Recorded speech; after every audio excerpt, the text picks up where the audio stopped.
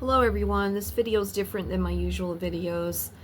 I just took a very long trip in Italy and I was also in Spain for a few days, and I decided I'd like to make a video about the downsides of traveling in Italy because I spent 8 months preparing for my trip and I got a lot of misguided information, and some of the information I got was incomplete.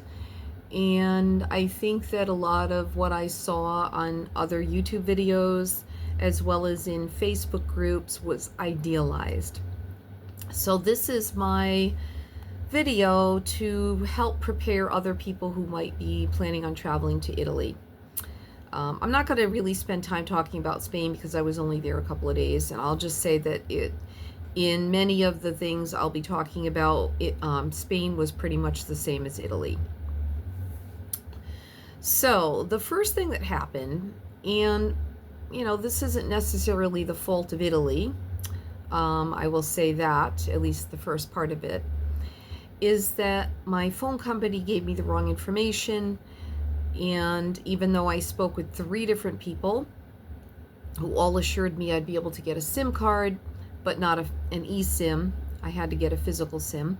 When I got to the airport in Rome, I found out that unfortunately my phone would not take a SIM card.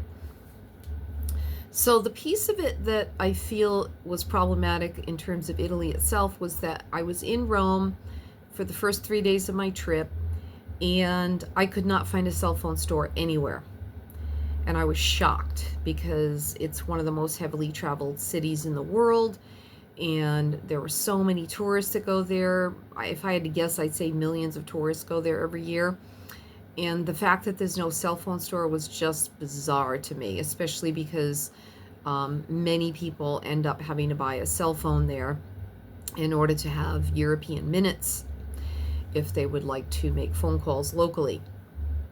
So until I got to Florence, I was not able to make any local phone calls, which made it hard to call a taxi. And when I was at my accommodations, I was able to put my credit card information into my phone and order a taxi that way. And that was the only way I could do it. The other thing I noticed about Italy is that the train stations and the airport in Rome were very poorly designed. So, for example, you get off a train or a plane, a flight, and have to walk very far to get to a restroom, especially at the train stations.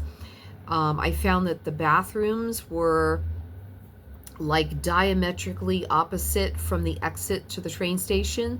So one would get off the train at the platforms and then walk backwards to get to the restrooms past where all the platforms were. And it was at least a 15 to 20 minute walk. And then after using the restroom, walk all the way back through the entire train station again to get to the exit. Very crazy design. The other thing is that it is extremely difficult to find any assistance in the airport, and at least in the airport in Rome and in the train stations that I was in. I was in train stations in Rome, Florence, Venice, and Bari, and it was very difficult to find assistance. For the most part, the people that were working there that I saw were security guards. Of course, close to the gates, like when you're taking a flight where the gates were, of course, there would be employees of the particular airlines there in that area. In the rest of the airport and in the train stations, there were almost no people working. It was like a ghost town, except for the passengers. It was really bizarre. And there were plenty of times when I needed assistance with different things. And so that was really challenging. There were security guards, like I said, in some of the locations.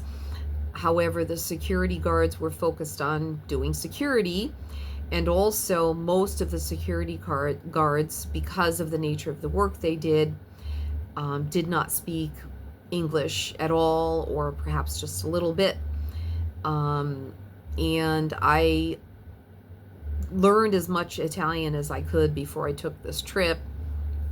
Like I said, I spent 8 months preparing for the trip, and I spent about 8 months learning Italian. However, I didn't know enough to have a conversation with someone or understand a lot of Italian, and certainly not enough.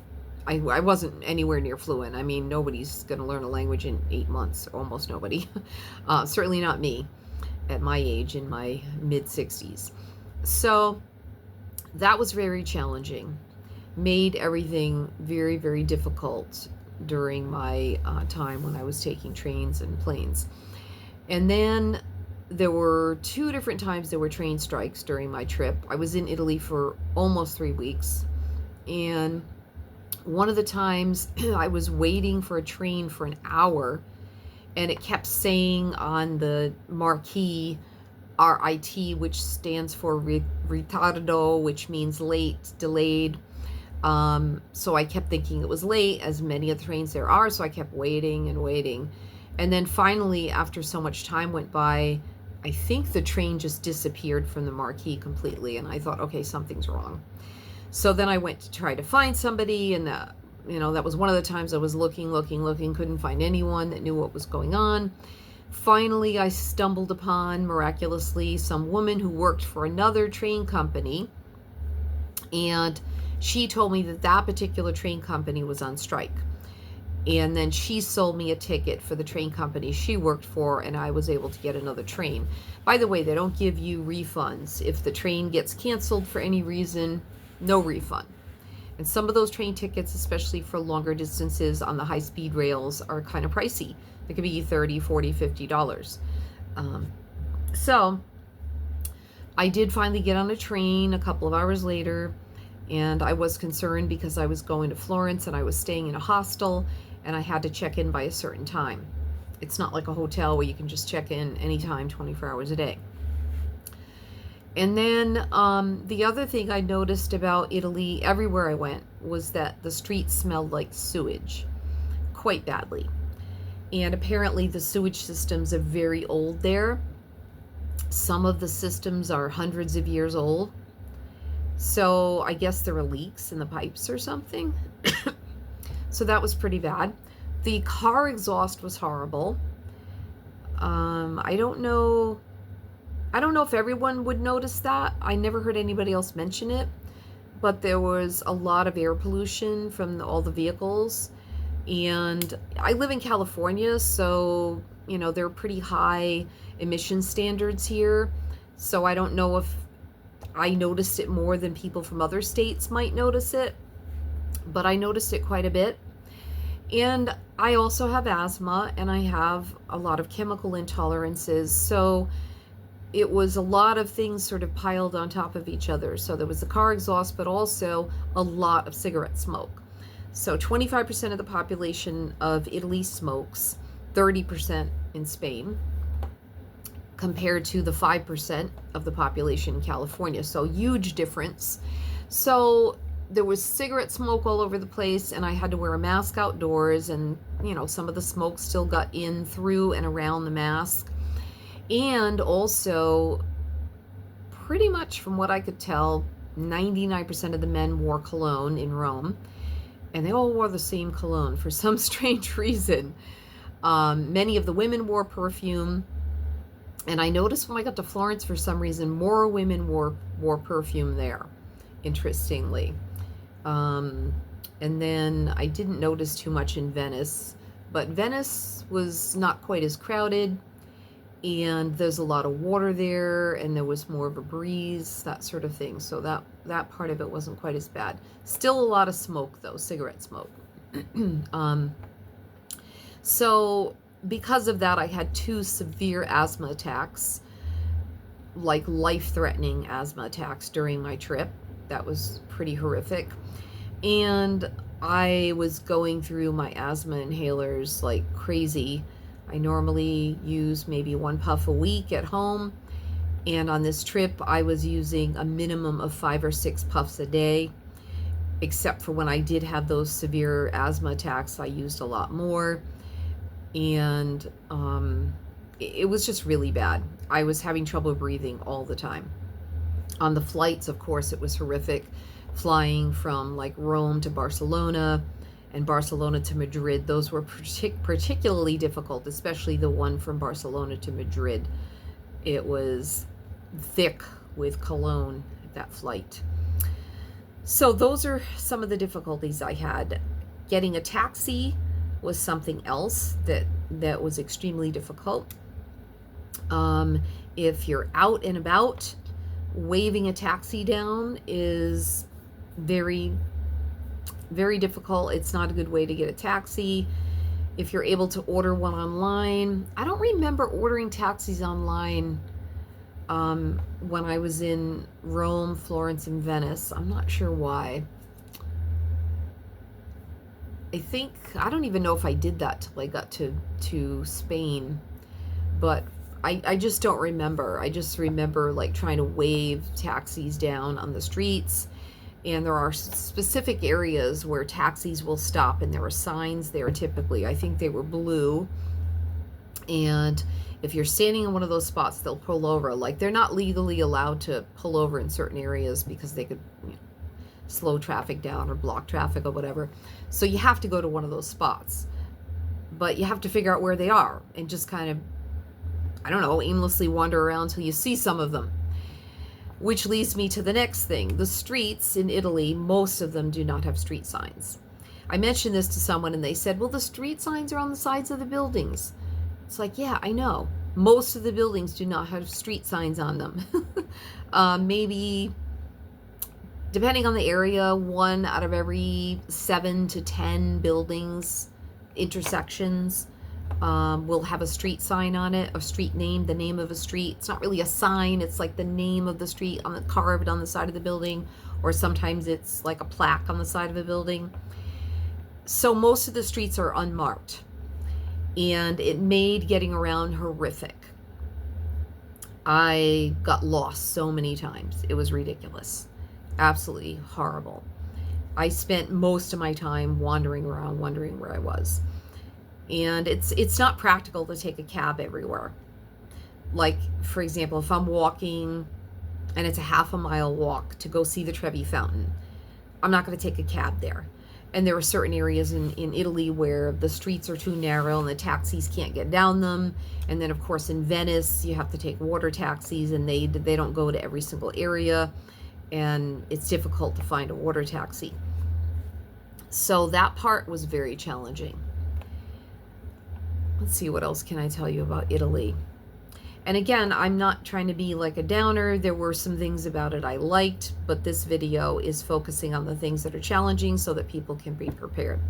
Oh, the other thing was that there was at least one video I saw that somebody mentioned. And they said that there were water fountains all over the place. I don't remember if they said just in Rome or if they said all over Italy. But when I was in Rome the first day, I walked 8 miles and I saw one water fountain. And then within the next 2 more days I was there, I saw one more water fountain somewhere. So there were not water fountains all over the place. So that's just not true. So yes, you do need to carry a bottle of water with you.